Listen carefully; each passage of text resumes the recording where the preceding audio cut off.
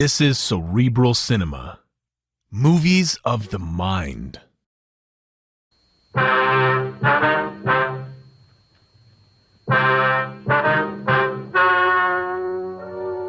Ladies and gentlemen, the story you are about to hear is true. The names have been changed to protect the innocent. Dragnet is brought to you by Chesterfield, made by Liggett & Myers, first major tobacco company to bring you a complete line of quality cigarettes.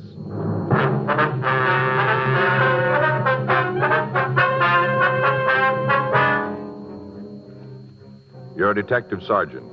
You're assigned to Bunko Fugitive Detail. A confidence man has set up operations in your city. The product he's selling has a ready market. Perfect cut blue-white diamonds. Your job? Stop him.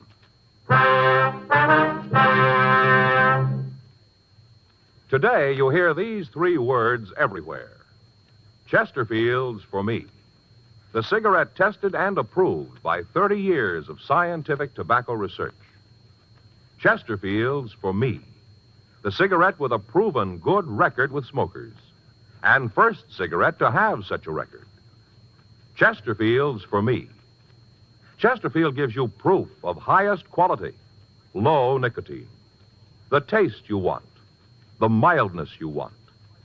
The Chesterfield you smoke today is the best cigarette ever made. And best for you.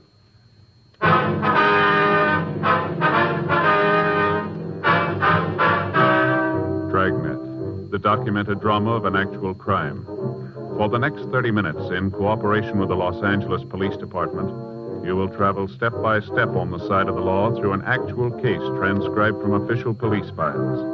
From beginning to end, from crime to punishment, Dragnet is the story of your police force in action.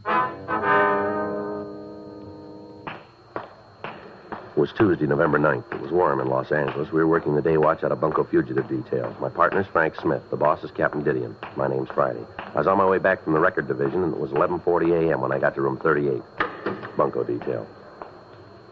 Did it check out? Yeah, there's 3 possibles. Descriptions don't match too well. We'll have to check them all out, I guess. Uh-huh.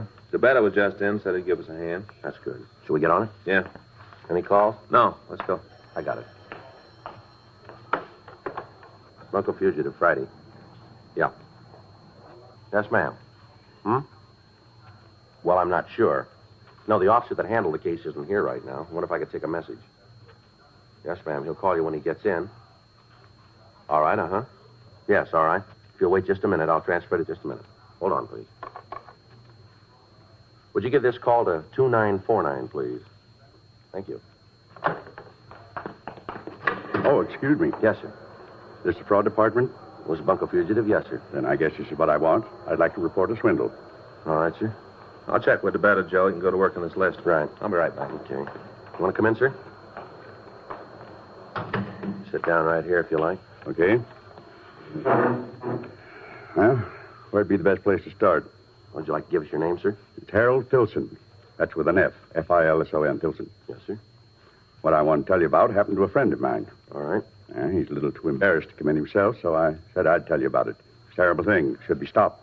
All right, sir. We'll do what we can. You want to tell us what it's all about? Well, this friend of mine was in the bank one day. He'd gone in to make withdrawal, a couple of $100. I see. On the way out of the place, this kind of seedy-looking man came up to my friend and started to talk. Did your friend know the man? Never saw him before in his life.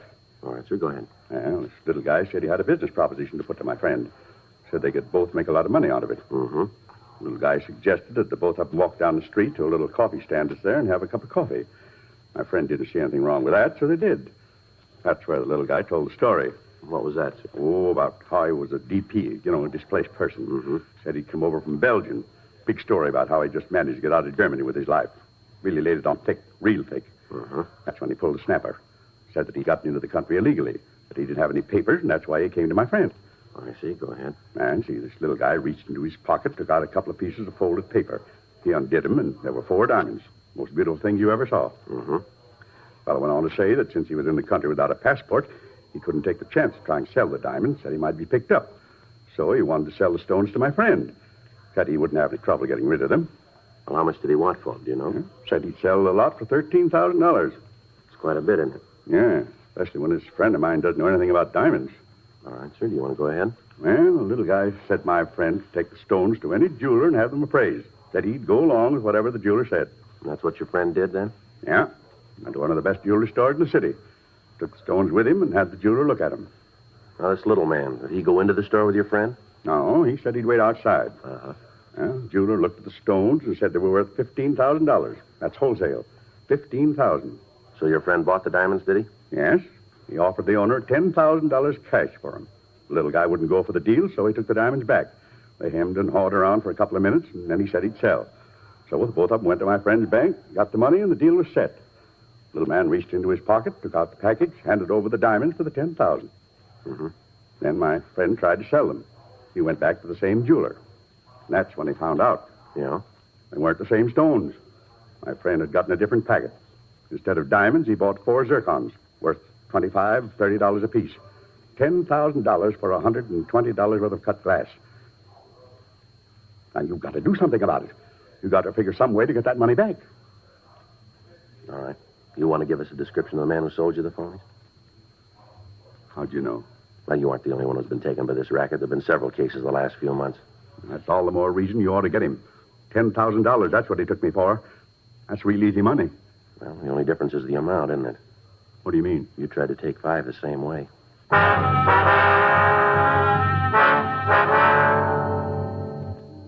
Frank came back to the office, and I filled him in on the story Harold Filson had given me. The victim gave us a complete statement and a description of the man who'd victimized him. He also gave us the address of the bank where he'd been approached. After that, Filson was taken down to the mug room and shown photographs of known confidence men who had used the same M.O. A local and an APB were gotten out, carrying the description of the suspect as well as a complete description of the clothes he wore and the method he used in approaching the intended victim. We got the name of the jeweler who had appraised the diamonds, and we asked the victim if we could keep the stones until we'd finished our investigation. He gave us his consent, and we signed a receipt for the zircons. 1:46 p.m., Frank and I drove out to the Hollywood area where we talked to Saul Maurice, the owner of the jewelry store. If you'll wait, I'll get my loop and check them for you. We'd appreciate that. No trouble. Probably should have known there was something wrong when I came in here. Average man doesn't carry $15,000 in unset diamonds around with him. Let me see the stone. Sure, here you are. Take a look at these, if you will. Mm-hmm. Well, they're the same ones, same as the diamonds. What can you tell us about them? Well, they look as if they were cut in this country. Yeah? Why do you say that? Facets, they're cut longer than European stones. Oh. Mm-hmm. Now, they were made in America. Is there any way we could tell where? No. Whoever did it, though, knew what he was doing. I remember the diamonds. Beautiful. You mean the real diamonds were just like these, then, huh? Yes, there was a 125 round, 2 1-carat marquee, and a 403 square cut. You sure about the size, are you? Reasonably, yes. I didn't weigh them at the time, but I did use a mow gauge on them. That's what they checked out. You can't give us any idea, then, where the zircons might have come from? No, I'm sorry. I can give you a list of the men in Los Angeles who might have done it. We'd appreciate it. No trouble at all. You want to take these with you? Yes, sir. Say, I don't understand. Why would a legitimate diamond cutter make these imitations? Well, if a person ordered them copied, there'd be no reason not to. Quite often, people don't like to wear genuine stones. Occasions when good imitations do just as well. That's what probably happened here. Uh-huh. Whoever it was probably ordered a melange lot. I went ahead with it. Well, now, the stones he brought in the first time were real, weren't they? Yes, fine, high color, beautifully cut. Especially this square. I'll get those names for you. Thank you. Say, I wonder if you'd tell me something. Well, what's that? Well, my wife's been looking for something to clean her engagement ring. You know, it gets dirty down the little prongs that hold the diamond. Wonder if you could recommend something to clean it.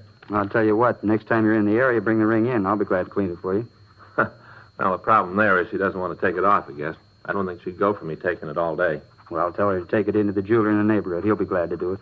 Thanks, sure appreciate it. No trouble at all. Now, here's the list. Thank you. Sure hope you can find the man who sold the phonies. Yes, sir, so do we. Every time somebody gets stung buying diamonds, it makes them leery from then on. Hard on the legitimate people in the business. Yes, sir, we can understand that. Jewelers Alliance has been saying it for a long time. Know your jeweler and you'll get value received. A guy like this makes it twice as rough on honest men. Well, that's the way it is most of the time. Always seems like the honest ones get hurt. Well, maybe not always. What? We hope it's going to work the other way this time.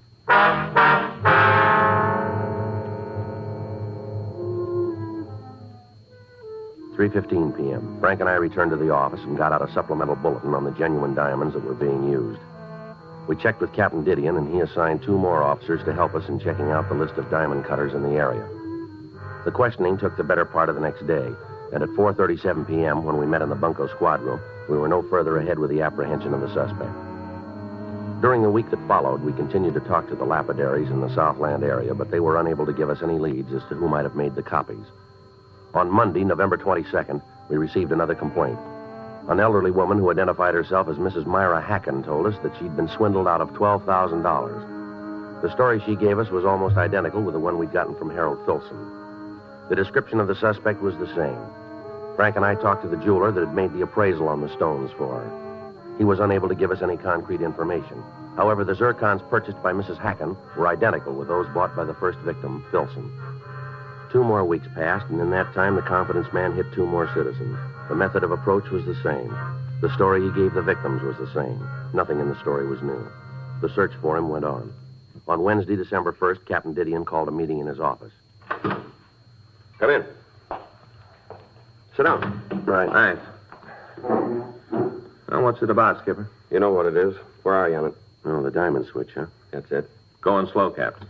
Well, what's the score to date? About $45,000, isn't it? Yeah. You're no closer to the guy than when he started. Well, we got a description. We can't book that. We're doing everything we can, Captain. We talked to all the victims, all the people in town who might know who he is. There isn't a rumble. He must be playing it single. None of the usual sources know anything. How about the money? Anybody spending more than they can account for? No, not that we've been able to turn. Stats office? Well, they've given us a list of possibles, 14 of them. They've all been checked out, none of them fit. What about the Jewelers Association? What do they got for you? Well, they're doing all they can. They put out a notice to all their members to be on the lookout for the guy. Sent out a description to all the diamond cutters asking for information on the stones. Mm-hmm. We've had a composite drawing made of the suspect. M.O. sheet. It's been sent to all the banks in the area. Nothing back on it, though. Well, what's the answer? Got to be some way of nailing him. Well, we got an idea. The odds are on the long side, I guess, but it's about the only way that we can think of. Let's hear it. Well, we know that the guys work in the Hollywood area pretty heavy. Seems that most of the marks he picks are out there. They do business in those banks along the boulevard. Mm-hmm. We thought that if we could spot a couple of undercover people in the banks and make it look like they were doing business there, they might be approached. You meant it when you said the odds were long. How many people do you figure you're going to need for this? Well, we figure a minimum of a half a dozen. They all should be middle-aged or elderly. Suspect doesn't seem to bother anybody under 40. How about keeping in touch with the undercover people? How you figure to work that? Well, we thought we could cruise the area, work out some kind of a check system so we'd know what was going on. Mm-hmm. Okay, I'll get in touch with Chief Brown. Ask him to line up some officers that'll work the banks. You better get in touch with Hollywood. Fill him in on what you're doing. Might ask for a couple of F-cars to give you a hand in the surveillance. Right, Skipper. We'll get together here in the morning. You can brief him on what you want, how you're going to work it out. Okay. Better notify the banks, too. Give them the setup so there won't be any slip. All right. Excuse me. Bunko fugitive, Captain Didion. Yeah? Mm-hmm. Okay, we'll send him right out. That's right. Do what you can. Here's one to move on. Bank on Hollywood Boulevard. Head cashier says there's been a man loitering in the place for the last 30 minutes. Yeah? Matches the description of your suspect right down the line.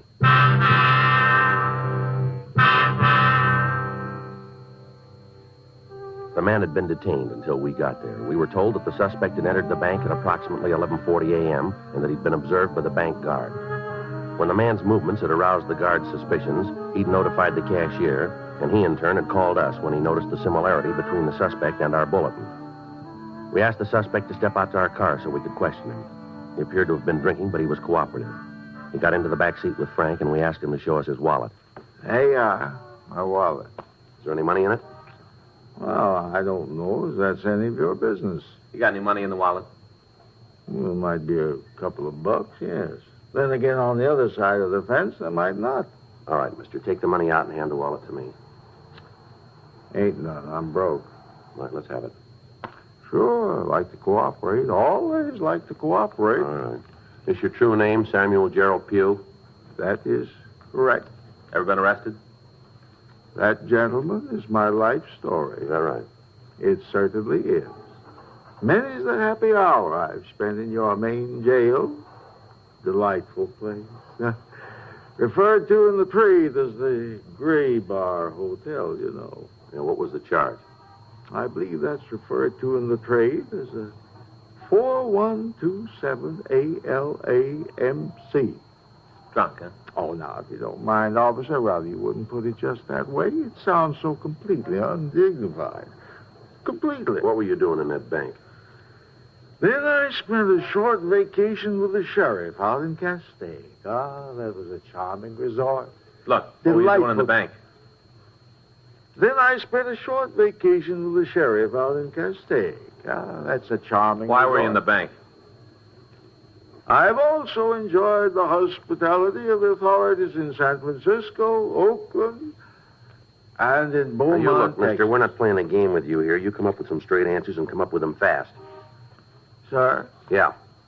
Well, I'm trying to the best of my ability to answer your questions in the order that you present them. Now, I'm still working on the initial one, you understand?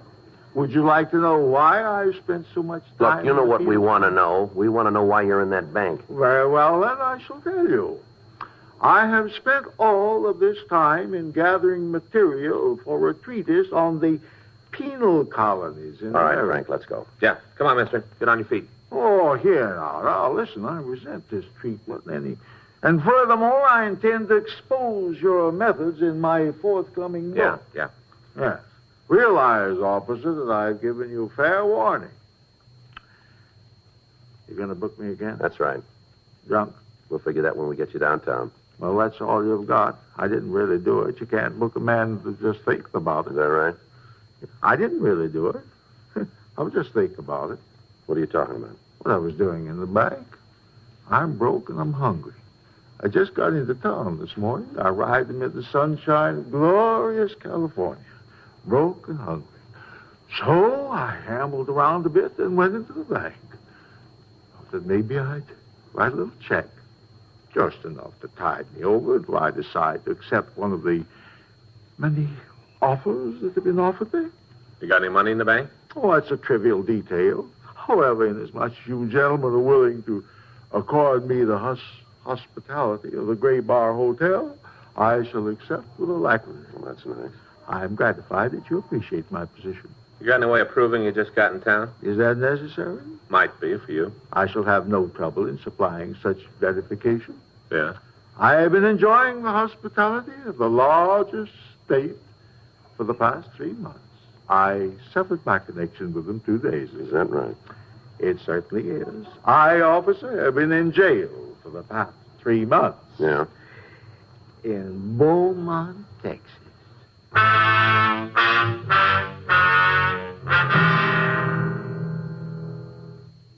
The suspect was taken to the city hall and held for further investigation. Teletypes were sent to the authorities in Texas, and they verified the story that we'd gotten. The suspect was booked in violation of 4127A LAMC. The following morning, Frank and I, along with Captain Didion, briefed the police officers chosen by Chief Brown. We told them the suspect's M.O. We gave each of them copies of the composite drawing that had been made. At 10:30 that morning, the plan was put into operation. It continued through the weekend without results. During that time, we received no new complaints regarding the confidence man. Wednesday, December 8th, Frank and I checked into the office. I want to call Faye. Tell her what time I'll be home. Okay. You want to check the book while you're there? Yeah. I got it. Bunko Fugitive, Friday. Yeah. Okay, where? Yeah, we know where that is. Right. See you there. Guess you'll have to call Faye later. What do you mean? Suspect. Yeah? He's setting up a mark in a coffee shop out on Hollywood Boulevard right now.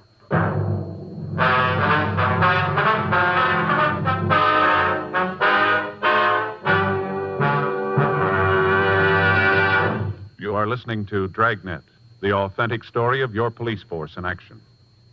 Meet the Tom Harmons. You know Tom is an All-American, and now a top sports announcer. Mrs. Harmon is the motion picture and television star Elise Knox. They're typical of people everywhere who are saying, Chesterfields for me. I like regular-sized Chesterfields. Have for years. They're best for me, at least I think so, because of that Chesterfield quality. That's the way I feel about them, too. I've always smoked Chesterfields. Now I go for the king size. Guess I like a longer smoke. So whether you smoke regular size like Elise Knox or king size like Tom Harmon, enjoy America's most popular two-way cigarette. Chesterfields for me. You'll hear it everywhere. The Chesterfield you smoke today is the best cigarette ever made. And best for you.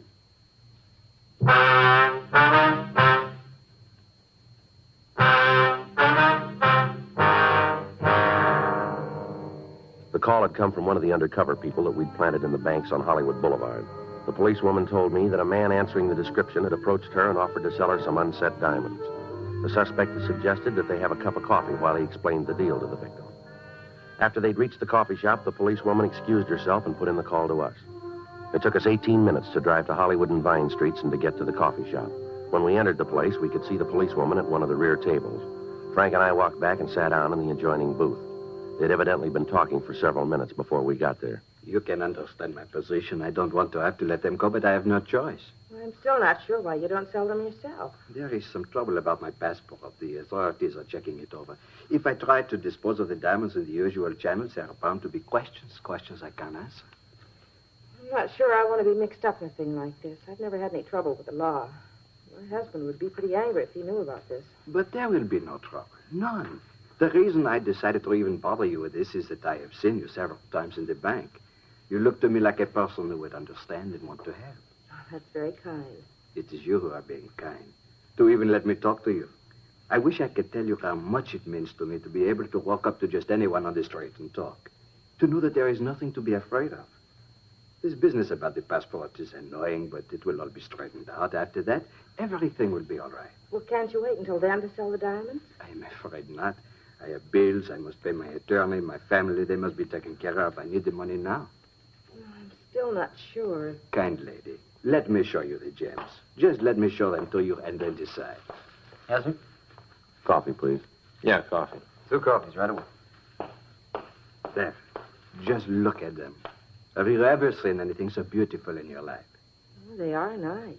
These are all we were able to get out of the country. Weeks before we left, we sold everything we owned to buy them. You know, in Europe, diamonds are about the only thing that has a set value. If I were to tell you the trouble we had in getting them, but that would take too long, and I have already taken too much of your time. Not at all. How much are you asking for them? On the market, they are worth in American dollars at least $10,000. Oh, I could never pay that much for them. But you would not have to. I don't understand. It is simple. You take them to any jeweler in the city, anyone at all. You pick him up. Take the diamonds to him, ask him what they are worth. Then come back to me and we can make the transaction. You see what he will offer you for them. You will see that what I have said is the truth. You can buy them from me. I will get the money I need. Then you can sell them to the same jeweler and make a handsome profit. Go ahead, take them. I will wait for you here. You'll trust me with them? Certainly. I knew when I saw you in the bank I could depend on you. I trust you with my life savings. All right, let's go. Yeah. Something I can do for you, gentlemen? Police officers, you're under arrest. On what charge? Grand theft. You must be joking. Afraid not. Let's go. You get everything you needed, Sergeant Friday? Yeah, thanks, Margaret. You are in with them? I'm a police officer, too. How you going to know? I'll take the diamonds. Want to give us the zircons, too? Yeah. Here you are. It's a lousy deal. You're going to have to prove it, you know. We'll take care of that. How you going to do it? Well, it shouldn't be too tough. Have the victims take a look at you. They should give us a positive identification, shouldn't they? Yeah, I guess so. Where'd you get the stones? Picked them up in New York. They're real, worth easy $13,000, maybe $14,000. How about the imitations? What about 'em? Well, where'd you get them? Friend of mine, guy back east. His hobby is life, you know. Lapidary? Yeah, that's it. I had him cut the zircons for me. Do you know why you wanted them? No, I told him it was for a joke, asking to make me 6 sets. All of them like the real ones. Only had this one and one more to get rid of. Just 2 more, and you have to tag me. Yeah, rough go. You need me for anything more, Sergeant? No, thanks, Margaret. We'll take him in. Yeah, I'll go on then. Right, thanks again. Glad to help. Thanks, Margaret. Yeah, I'll see you downtown. Right. Tell Chief Brown we'll be in to see him, will you? Okay. All right, mister, let's go. Mind if I finish my coffee? All right, make it fast. Okay, thanks. What's your name? Nathan Croer. You ever fallen before? Couple of times, small beefs. Where? Midwest, Colorado, Kansas. Big time? Burglary. Served 3 years in Colorado, 2 in Kansas. Thought you had it figured this time. Sure way to make it pay. Never know, do you? What's that? How it's going to turn out. Take this Dodge, for instance. Yeah. Hey, you got a cigarette? Yeah, here you go. Here. Thanks. I got a match.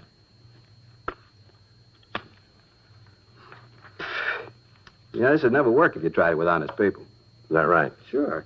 Right off, I told him I was having trouble with my passport. Even told one of them I was in the country illegally. That's when he should have gone to the cops right then. Mm-hmm. Gonna miss that. What's that? The coffee. Gonna miss it. Anyway, if every one of them didn't have a little thievery in them, isn't a con game in the world it'd work. You ever think of that? Yeah, once in a while. I hand over a bunch of diamonds. Now, I know they're worth a minimum of $15,000. Worth that anywhere in the country. Mm-hmm. So what happens? The mark takes them into a jeweler and finds out they're worth that much, and right away he's out to try to make a fast buck for himself. He comes back, tells me they're only good for $10,000. You see? Thieves. Mm-hmm. You about finished with that coffee? Yeah. Now, the mark stands to make himself a couple of $1,000s going in, but that isn't enough. He's going to take me for more. It wouldn't work if they weren't thieves at heart. Well, that still doesn't give you the right to take them. I suppose not. I get a real kick, though, out of figuring what they look like when they find out they're stuck with a handful of cut glass. Must be real yaks to see that luck. All right, now, how about that coffee? Come on, let's go. Yeah. Okay, I'm with you. All right. Pull this Dodge anyplace else in the country? Not me. There's the first place. Figured if I scored good here, I could take it easy. You know, work a bit, maybe once a year in a different city. Keep moving. Don't make any difference how they talk or what kind of clothes they wear. A mark's still a mark. I just had a bad deal. Going good, I could have lived off of it for years. That's what you wanted, huh? Yeah, just a deal to keep me in clothes and food. Roof over my head, nothing big. Well, it all worked out then, didn't it? What? That's what you're going to get. Come on.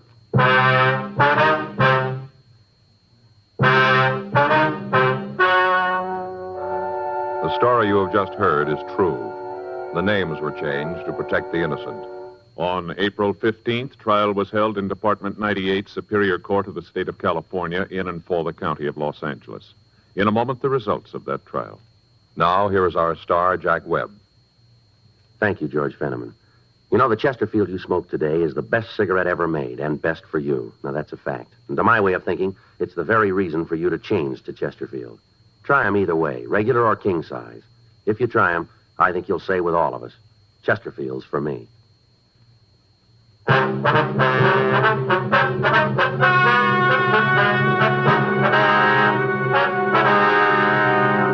Nathan Austin Croer was tried and found guilty on 4 counts of grand theft and received punishment as prescribed by law. Grand theft is punishable by imprisonment for a period of not more than 1 year in the county jail, or for a period of not less than 1 nor more than 10 years in the state penitentiary. Ladies and gentlemen, crime has reached a new high. Over 2 million major crimes were committed last year in the United States. You and your loved ones, your lives and property are threatened. Now, during National Crime Prevention Week, the National Exchange Clubs urge you to act to protect yourself and your country. Go to church this Sunday and every Sunday. The nation needs the great moral vitality which springs from church-going men and women. And remember to be alert and be on the lookout for ways to prevent crime. Help your police force and your community reduce the crime rate.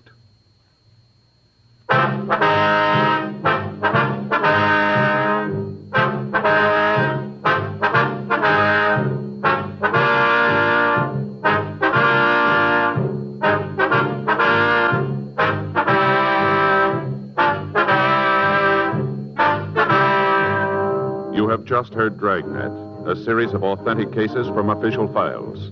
Technical advice comes from the Office of Chief of Police W.H. Parker, Los Angeles Police Department. Technical advisors, Captain Jack Donahoe, Sergeant Marty Wynn, Sergeant Vance Brasher. Heard tonight were Ben Alexander, Harry Bartell, Virginia Gregg. Script by John Robinson. Music by Walter Schumann. Hal Gibney speaking. Watch an entirely different Dragnet case history each week on your local NBC television station. Please check your newspapers for the day and time. Chesterfield has brought you Dragnet, transcribed from Los Angeles.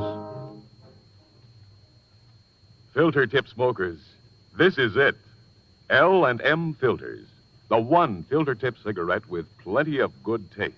Much more flavor, much less nicotine, and effective filtration. Only the L&M filter contains the miracle product alpha cellulose. Absolutely pure, non-mineral, harmless to health. Yes, this is it. As Maurice Evans puts it, L&M filters are just what the doctor ordered. Buy L&M filters, the light and mild smoke.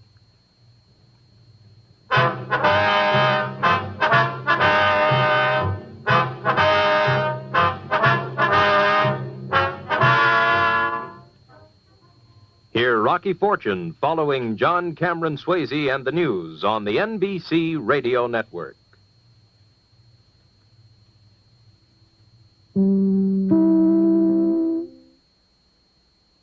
Cerebral Cinema hopes you have enjoyed this movie of the mind.